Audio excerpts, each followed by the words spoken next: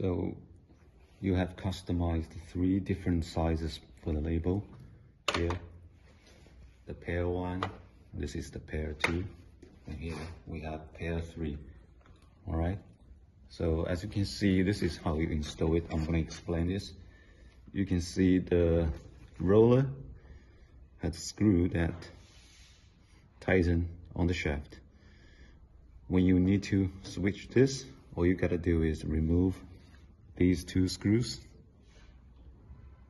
and then this part is also a screw like this, and then you can remove this part and then slide out this, slide the new one in, screw back the short shaft, and then tighten here.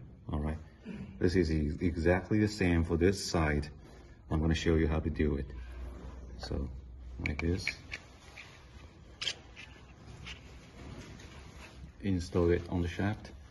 You can see there is a flat surface on the shaft. You're going to tighten the screw against this flat surface,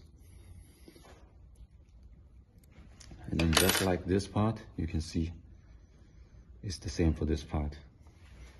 And then you're gonna put it like this, rotate it, and then rotate.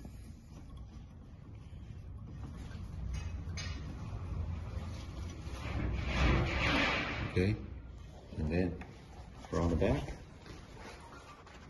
you move back like this, put 2 screws inside, and then tighten it. It's done.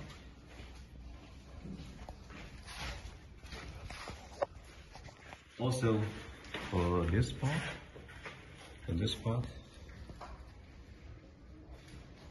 there are 2